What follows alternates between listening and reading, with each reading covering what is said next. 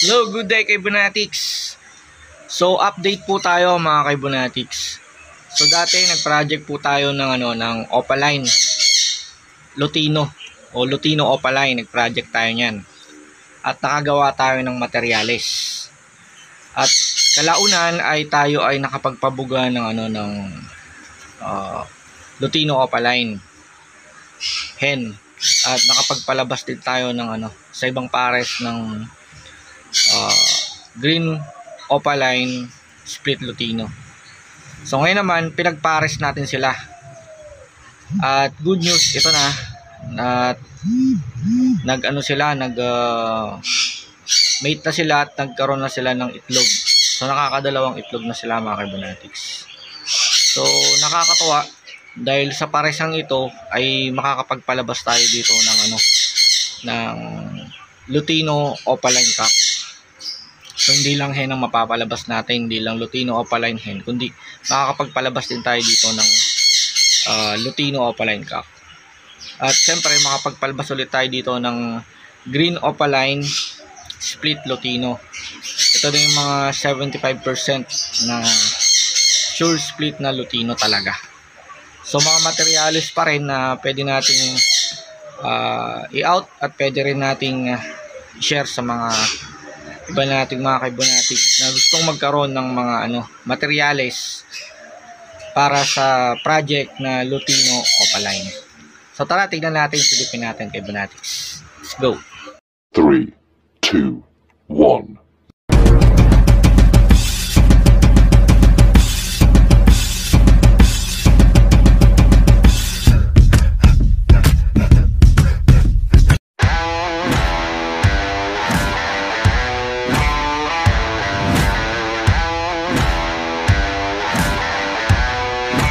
Are you ready?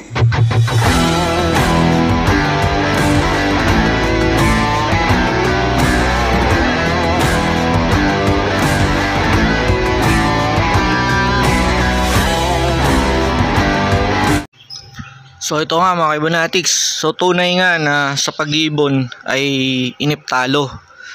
So kung dati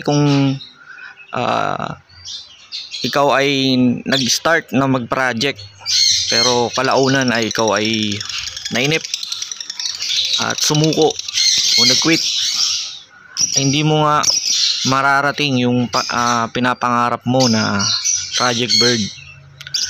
So since 2021 o 2020 talagang pinapangarap na natin na magkaroon ng project na Lutino Opaline.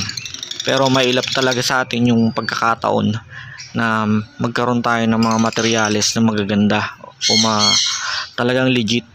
Kasi nga dumaan din tayo sa ups and downs kung saan naka-encounter din tayo ng mga boy karga na mga breeder na nakuhanan natin ng materyales.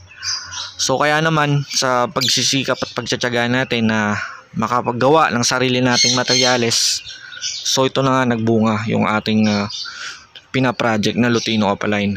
So una, nagkaroon muna ako ng Lutino Opaline na hen hanggang sa nagkaroon tayo ng Green Opaline Split Lutino na 75%. Hanggang sa ito nga pinagparasyan natin sila at nagkaroon na sila ng itlog. So nakakatuwa sa loob ng mga panahong yon, since 2021 tayo ay yung project natin ay nagbunga na rin ng maganda. At hopefully i-update ko kayo mga Kaibonatics na mag-fertile ito after 10 days.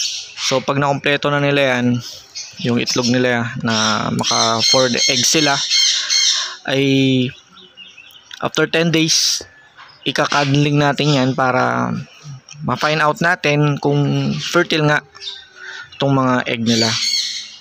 So sa part ko bilang isang mag-iibon o bilang isang nagbi-breed ng mga African lovebirds, so nakakatuwa itong ganitong ma-fulfill mo yung pina-project mo na ibon. So yan na nga yung ating parisan na Lutino Opaline hen at Green Opa, Split, Sure Split, Lutino, Kak.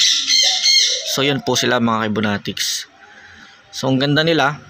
So hopefully yung kanilang mga mga anak na ilalabas ay pulang-pula yung yung hood nila, kulay orange o red orange na na hood, para maging quality naman yung ating yung ating mga product na may lalabas dito sa paresang ito. Breed lang ng breed mga Kibonatics, huwag ka susuko sa larangan ng pag-ibon. Thanks for watching Kibonatics. Hope you enjoyed this video. Breed lang ng breed. Don't forget to like, share, and subscribe.